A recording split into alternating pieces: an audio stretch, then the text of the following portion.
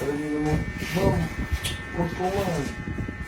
Joe, huwag kang mag-alala. Huwag po.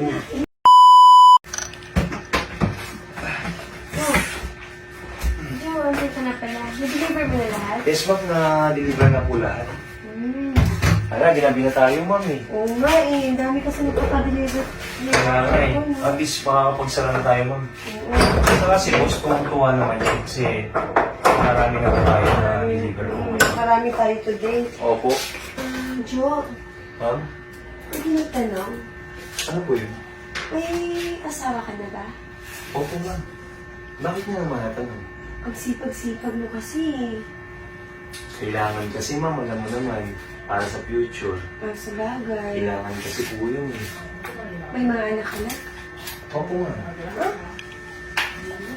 Siguro baby pa yung mga anak mo, no? Opo ma'am. Ganun ba? Buti ka pa. Iniisip mo yung future niyo. Hindi ma'am, kasi kailangan ko, lalo na sa panahon ngayon, hindi ka pwedeng hindi magsipag.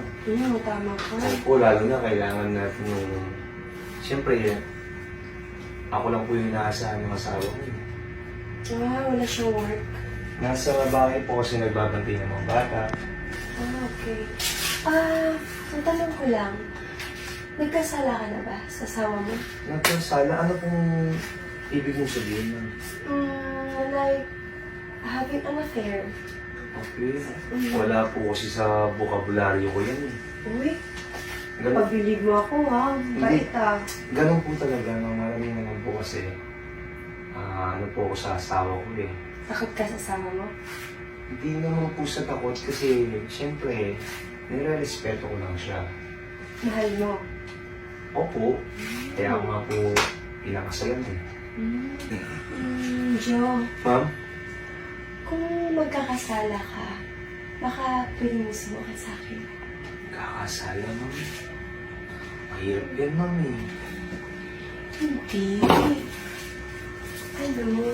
Ay, tigas pa lang, no? Ma'am, baka mauli tayo, ma'am.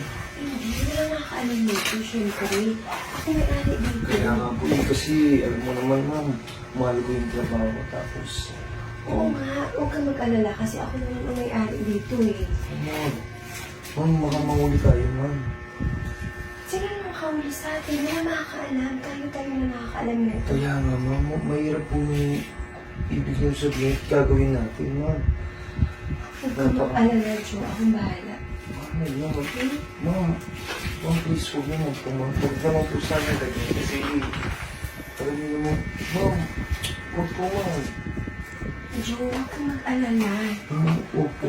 Hindi to lalabas. Atin lang to. Kaya nga, ma'am, pero kasi mahirap po kasi yun, ma'am. Alam niyo naman. Hindi, tayo na nakakaalam. Ma'am, Wala ibang nakakaalam mo to unless kung sabihin mo, oh.